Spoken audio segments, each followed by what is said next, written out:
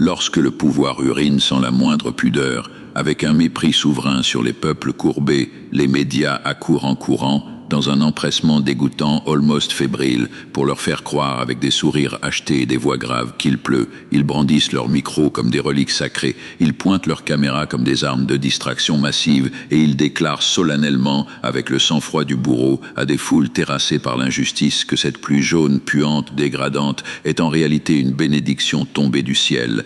Ils analysent la composition chimique de l'urine pour prouver qu'elle contient des minéraux bénéfiques. Invite des experts en blouse blanche qui vous expliquent « doigt levé que vous mourrez de soif si vous refusez de boire à cette source ». Puis viennent les prédicateurs de l'illusion, ces charlatans en col relevé, ces marchands de néant qui s'arrogent le droit de parler au nom du divin, affirmant avec un ton prophétique, les yeux larmoyants et les mains levées vers un ciel vide, qu'il s'agit d'une eau sacrée, qu'il faut s'agenouiller dans la boue, ouvrir la bouche large et remercier le tyran, le bénir, l'encenser pour sa générosité inouïe. Et si un seul enfant a le courage de dire que ça pisse, on le couvre de honte, on le traite de fou, on l'isole, on le médicamente parce que son innocence est devenue le danger suprême. Par ces mots cruellement exacts, la tragédie absolue de la conscience humaine, enfermée comme un rat mort dans une nasse entre la tyrannie aveugle, sourde et brutale du pouvoir et la trahison calculée, rentable, industrielle de l'information, se dévoile dans toute sa noirceur, dans toute son horreur sans nom, dans toute son incommensurable profondeur, car les autorités ne se contentent absolument pas d'humilier et d'écraser les peuples sous leurs bottes cloutées. Elles transforment leur oppression, leur sang versé, leurs larmes innocentes, en une illusion collective majestueuse, un spectacle pyrotechnique grâce aux médias. L'âne noie les masses, abrutis, hypnotisés, lobotomisés par le divertissement, dans un marécage fétide de faux semblants où la catastrophe la plus totale, la guerre, la famine, la misère absolue, se présente comme une bénédiction divine, où la mort violente est appelée paix, où l'esclavage avilissant est rebaptisé liberté de choix, où la servitude volontaire est vendue comme l'accomplissement ultime du destin humain. Ainsi, l'esprit est confisqué, volé, violé dans les moindres recoins de son intimité, et la frontière fragile, presque invisible, entre le vrai et le faux s'effondre dans un fracas assourdissant que personne n'entend plus. C'est une double tragédie, un écrasement simultané, une tenaille monstrueuse, la domination matérielle la plus brutale et la corruption morale la plus profonde, jusqu'à ce que l'être humain ne puisse plus jamais, à aucun moment de sa journée, distinguer ses propres chaînes de ses croyances les plus chères, jusqu'à ce qu'il demande lui-même qu'on lui serre les menottes un peu plus fort parce qu'elles le tiennent chaud. Et les semeurs d'illusions aggravent encore, toujours encore, avec un acharnement diabolique, cette mascarade obscène. Sanctifient le mensonge avec de l'encens coûteux. Ils bénissent l'injustice au nom d'une pureté imaginaire qu'ils ont eux-mêmes inventée. Et ils transforment la soumission avilie, rampante, en une vertu sacrée qu'il faudrait vénérer sur des autels dorés.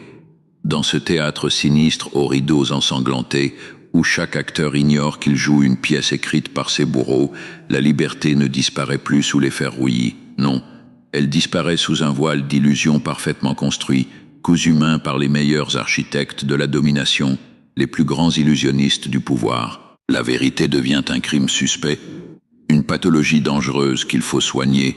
Le mensonge devient la doctrine officielle, le catéchisme quotidien qu'il faut réciter le matin au réveil, et l'homme fou, l'homme soumis, l'homme terrifié par sa propre liberté, finit par célébrer lui-même par ses propres cris de joie, par ses propres applaudissements frénétiques, ce qui l'écrase jusqu'aux os, ce qui le détruit de l'intérieur, ce qui le vide lentement de toute son humanité jusqu'à ce qu'il ne reste plus qu'une coquille vide souriant devant sa propre tombe.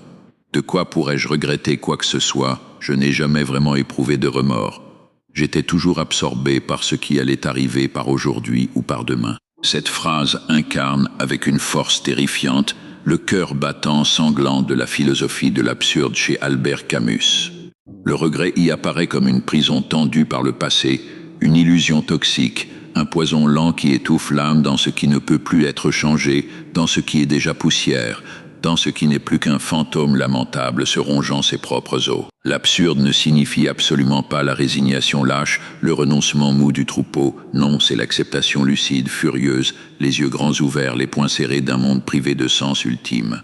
Homme absurde n'est pas le prisonnier geignant de ses souvenirs, il n'est pas l'esclave pleurant d'un futur imaginaire qui le terrorise. Il ressemble à Sisyphe, ce titan nu, seul contre tous, poussant son rocher énorme dans le vacarme et la chaleur insoutenable du soleil de midi, sans croire une seule seconde à une finalité merveilleuse, sans espérer aucune récompense d'aucune sorte, mais trouvant malgré tout, dans sa rébellion silencieuse, dans son refus de fléchir, une forme de dignité foudroyante, inaltérable, indestructible dans l'acte même de vivre. Dès lors, le sens ne réside plus dans l'arrivée illusoire au sommet, mais dans le chemin parcouru avec ardeur, dans chaque instant traversé avec ses contradictions déchirantes, dans chaque souffle arraché à un univers qui ne nous doit rien.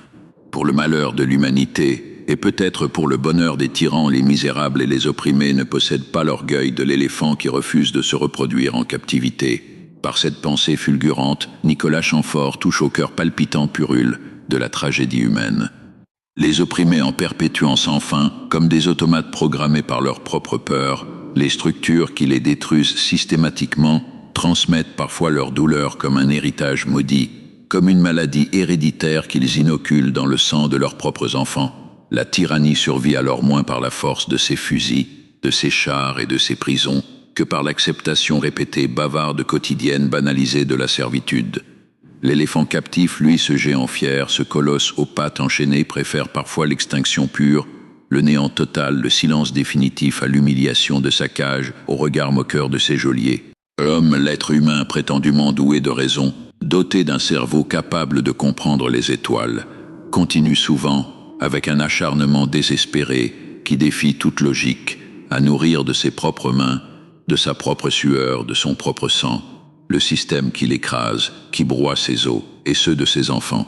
Ici, la vie devient une mécanique absurde, un engrenage de chair et de sang, où la souffrance se reproduit d'elle-même, comme un cancer qui se nourrit de son propre tissu, et où le tyran prospère comme une plante toxique, grasse et repue, enracinée dans la résignation collective, arrosé par les larmes de ceux qui devraient le détruire.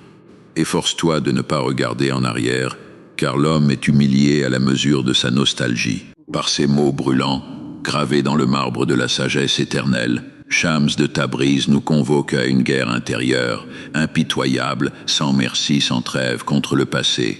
La nostalgie devient un poids mort qui courbe l'épine dorsale de l'âme, qui la brise lentement, patiemment, et qui soumet la dignité humaine aux fantômes misérables des souvenirs, à ces spectres décharnés qui dansent une valse macabre dans les couloirs de notre esprit.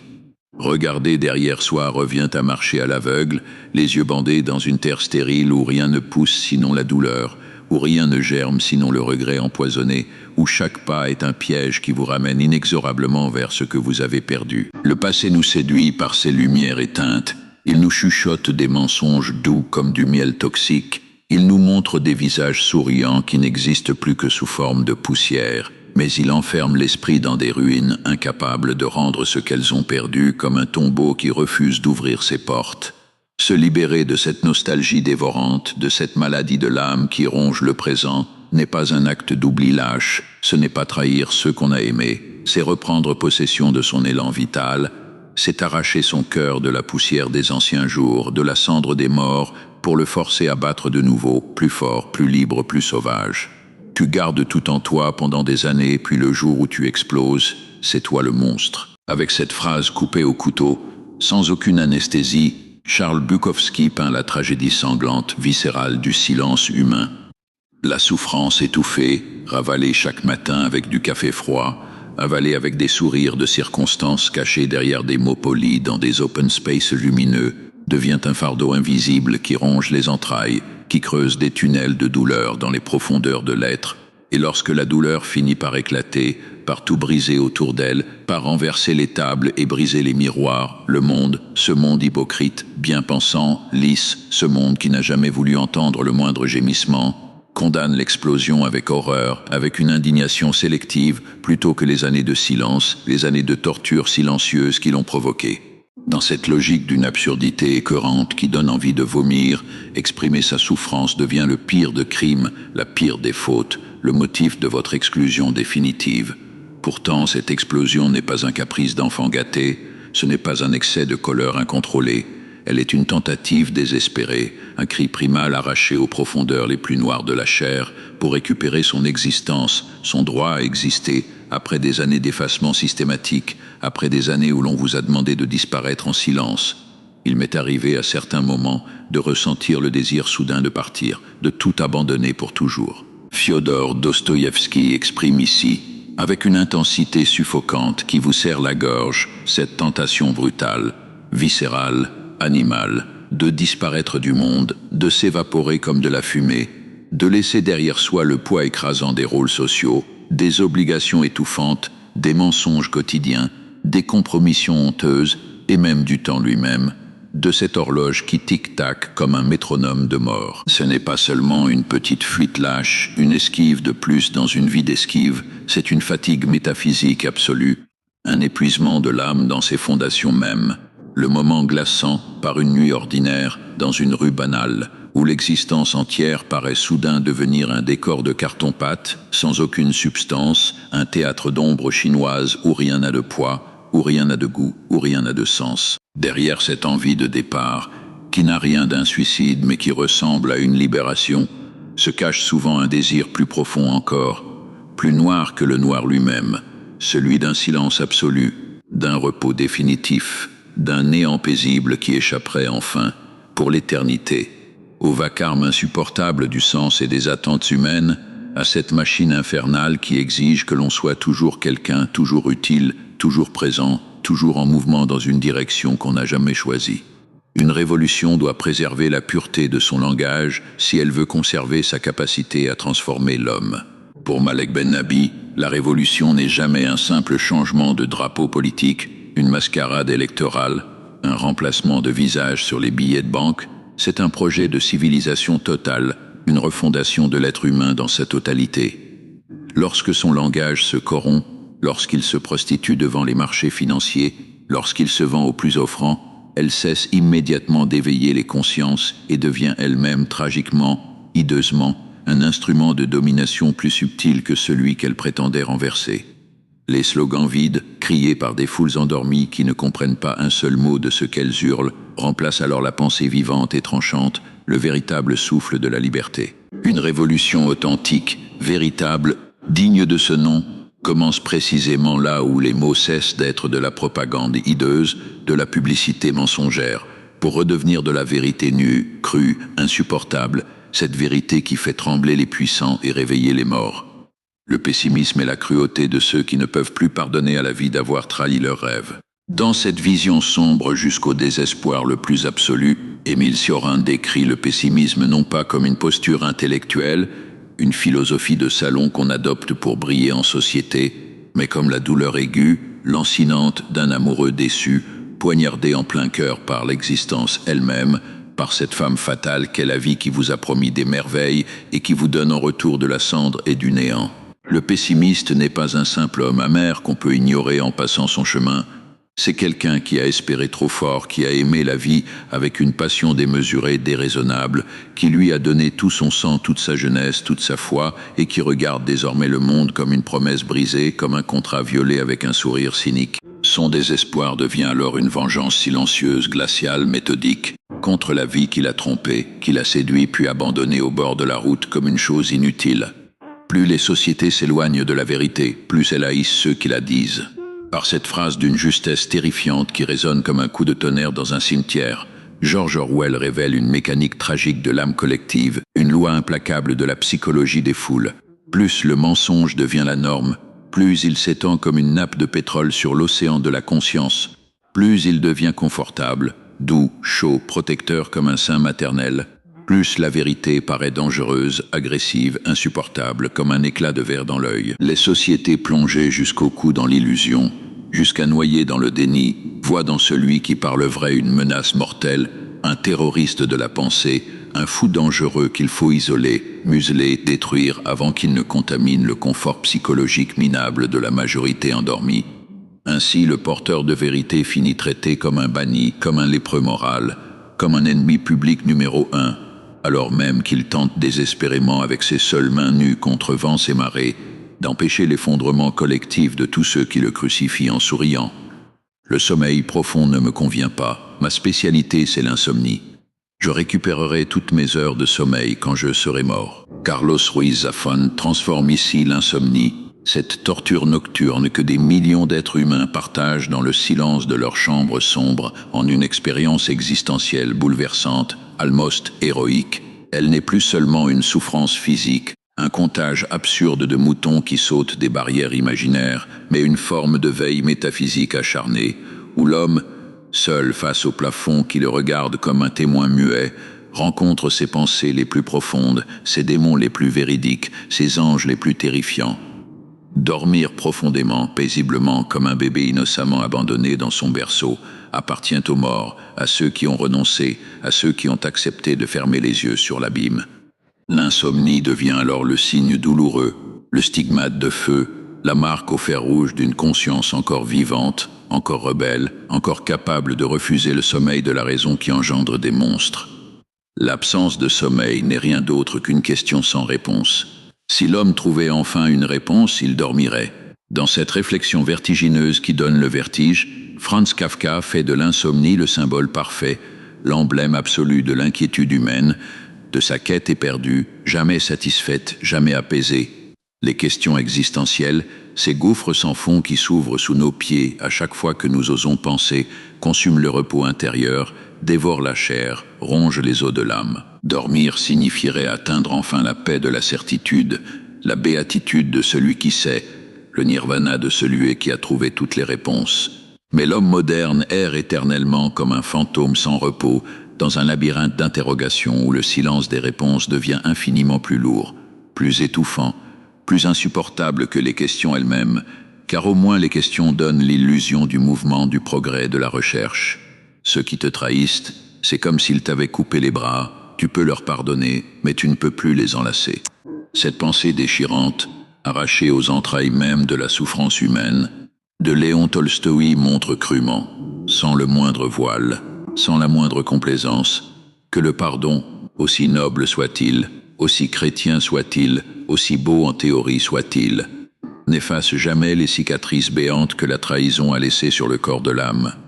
On peut dépasser la haine, on peut la regarder mourir lentement dans un coin de son cœur, on peut refuser de se venger, sans pour autant retrouver l'innocence perdue, la confiance aveugle d'avant, cette merveilleuse stupidité de croire que l'autre ne vous fera jamais de mal. Après la trahison, l'âme demeure amputée à jamais d'une part vitale de sa chair, de sa capacité à donner, à s'abandonner, à enlacer l'autre sans que chaque fibre de son corps ne crie danger. Celui qui a choisi le silence a déjà tout dit. Encore une fois, l'immense, l'inégalable Fiodor Dostoïevski nous rappelle avec une force qui vous cloue sur place que le silence n'est pas le vide de la parole, le manque, l'absence, la pauvreté du langage, mais son dépassement absolu, son aboutissement ultime, sa transfiguration. Il existe des vérités trop immenses, trop brûlantes, trop explosives pour être enfermées dans des mots humains qui les trahiraient inévitablement, qui les diminueraient, qui les saliraient. Le silence devient alors le seul véhicule digne de ces vérités indicibles, le seul langage assez grand, assez profond, assez vaste pour contenir l'infini de ce qui ne peut pas être dit. Je vous jure, messieurs, qu'une conscience trop aiguë est une véritable maladie. Ici, Dostoïevski dévoile la tragédie intime, insoutenable, indixible, d'un esprit incapable de cesser de penser, de voir, d'analyser, de disséquer chaque motif, chaque regard, chaque silence de ceux qui l'entourent. Une conscience excessive, comme un scalpel trop affûté, arrache violemment les illusions nécessaires à la simple survie psychologique, à la paix intérieure que les autres trouvent dans la distraction et la médiocrité heureuse. Chaque pensée devient une blessure ouverte sur l'absurde de la condition humaine, un nerf à nu frotté sans cesse par le réel, par la cruauté du réel, par la banalité du réel, qui devient insupportable à qui la regarde vraiment. À l'inverse, une conscience ordinaire, un peu sourde, un peu myope, permet parfois, par une sorte de grâce de la médiocrité, de survivre au chaos insoutenable du réel sans devenir fou. Il ne reste dans la mémoire que ce que nous voudrions oublier. La mémoire humaine apparaît alors, dans toute sa cruauté sadique, comme une force rebelle, insoumise, monstrueuse, qui refuse obstinément, avec un entêtement diabolique, d'obéir à notre volonté de guérison, à notre besoin vital d'oublier pour continuer à vivre. Les blessures que nous tentons d'enfouir profondément sous terre, sous des montagnes de distractions, de travail, de sourires forcés, reviennent toujours inexorablement, comme des zombies affamés, sous forme d'ombres silencieuses qui nous harcèlent dans nos nuits, qui nous dévorent dans nos rêves, qui nous attendent tapis dans les recoins les plus sombres de notre esprit. Il peut exister au fond d'un être des choses qu'aucune parole ne peut déterrer. Ne crois jamais me comprendre simplement parce que je t'ai parlé. Dostoïevski rappelle ici, avec une mélancolie froide qui glace le sang, que les mots ne sont jamais que la surface agitée, les vagues écumantes d'un océan intérieur inaccessible. Derrière chaque phrase prononcée, même la plus intime, même la plus sincère, même la plus douloureuse, subsiste un monde intérieur inaccessible, un continent de ténèbres et de silence que nul langage ne peut entièrement traduire, que nulle confidence ne peut vraiment révéler, et celui qui prétend vous comprendre parce que vous avez ouvert la bouche se trompe lourdement, se trompe dangereusement car il confond la porte entr'ouverte avec la maison entière. Rien ne transforme les gens autant que la douleur. Avec cette idée tranchante comme un rasoir, Sigmund Freud fait de la souffrance la seule force de métamorphose réelle de l'être, le seul feu véritable capable de fondre le métal de l'âme humaine pour le refondre dans une forme nouvelle. La douleur brûle les illusions, pulvérise les faux-semblants, détruit les murs de la complaisance, oblige l'être humain à se confronter à sa propre nudité, à sa propre grandeur cachée, et devient parfois, dans un paradoxe effrayant qui défie toute logique, la condition même, l'unique chemin, la seule porte étroite de sa reconstruction. Ils ont pleuré d'abord, puis ils se sont habitués. L'homme s'habitue à tout. Quelle créature misérable! Dostoïevski voit dans cette capacité d'habitude, dans cette faculté d'adaptation que les optimistes stupides appellent la résilience, la pire des tragédies morales, la plus grande honte de l'espèce humaine. Ce qui choque au départ, ce qui soulève le cœur d'indignation, ce qui fait trembler de colère, finit inévitablement, lentement, sournoisement par devenir normal, banal, quotidien, presque ennuyeux. L'homme apprend à vivre avec l'inacceptable, à cohabiter avec le monstre, à lui donner un nom sympathique, à le caresser même jusqu'à oublier complètement, totalement, absolument, qu'il devrait se lever, briser ses chaînes et s'y opposer de toutes ses forces. Crois-moi, il n'existe ni douleur éternelle, ni regret éternel, ni souvenir éternel.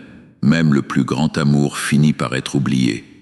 Chez Camus, le temps apparaît comme cette force aveugle, sourde, implacable, qui dissout absolument tout, qui ronge tout, qui consume tout sans exception, les passions les plus ardentes, les blessures les plus profondes, les rêves les plus fous, les serments les plus sacrés.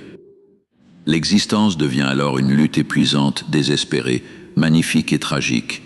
Contre cet effacement implacable, cette érosion lente de tout ce qui nous a fait vibrer, de tout ce qui nous a fait pleurer, de tout ce qui nous a fait pleurer, de tout ce qui nous a fait pleurer, de tout ce qui nous a fait sentir vivants. Combien je me suis moqué de ces faibles qui se croient vertueux simplement parce qu'ils n'ont pas de griffes. Friedrich Nietzsche attaque ici, avec un mépris foudroyant, un rire éclatant qui résonne dans les siècles, la morale fondée sur l'impuissance, sur la lâcheté déguisée en sagesse, sur la faiblesse travestie en sainteté. Pour lui, la véritable vertu ne consiste absolument pas à être incapable de faire le mal par faiblesse, par peur, par manque de force, mais à choisir consciemment, librement, lucidement, de ne pas le faire malgré la puissance terrible qui est en soi, malgré les griffes acérées qu'on pourrait sortir à tout moment pour déchirer la chair de ses ennemis. Que signifie l'honneur, mon frère, lorsqu'un homme n'a rien à manger? Dostoïevski confronte ici, sans aucune pitié, sans le moindre réconfort, la morale des riches, les valeurs abstraites des philosophes bien nourris, à la brutalité froide, aveugle, humiliante de la faim.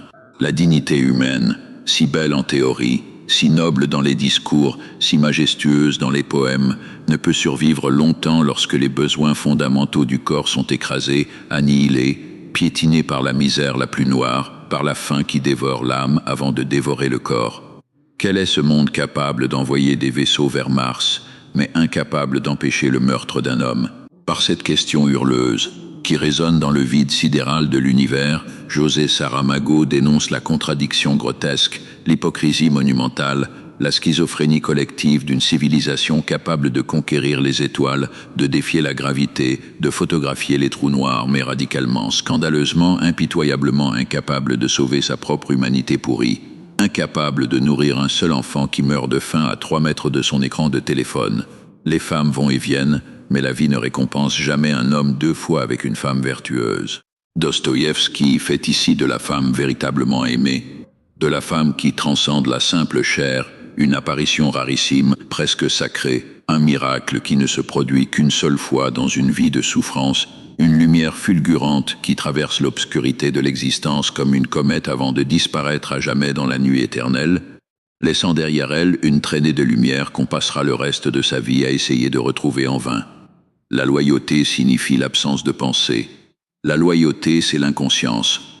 Orwell critique ici, sans aucun détour, avec une violence chirurgicale qui ne laisse aucune place au doute, le loyalisme aveugle qui détruit méthodiquement, systématiquement, la capacité de juger par soi-même. Lorsque l'obéissance bête remplace la réflexion libre, lorsque le serment d'allégeance remplace le doute salutaire, l'individu cesse d'être un homme, il devient une chose, un outil, un numéro, une pièce interchangeable dans la machine de la domination. Quand personne ne te réveille le matin, quand personne ne t'attend le soir, quand tu peux faire tout ce que tu veux, appelles-tu cela la liberté ou la solitude? Dans cette interrogation glaciale qui vous traverse comme un courant d'air polaire, Bukowski révèle l'ambiguïté mortelle, le piège ultime de la liberté absolue, sans lien humain, sans attache, sans regard aimant pour vous arracher au vertige de votre propre existence. La liberté n'est plus un triomphe, elle n'est plus la conquête suprême des philosophes, elle devient un désert intérieur brûlant, un océan de sable sans aucune oasis. Ce qui semblait être l'indépendance suprême, le rêve de tous les aliénés du monde, se transforme alors lentement, cruellement, implacablement, en un isolement existentiel absolu, en une prison sans mur mais plus étroite que n'importe quelle cellule, où l'homme ne rencontre plus dans le miroir fissuré de sa chambre vide que l'écho sourd, déformé, inquiétant de sa propre disparition, de sa propre absence au monde, de sa propre mort qui a commencé bien avant que le cœur ne s'arrête de battre.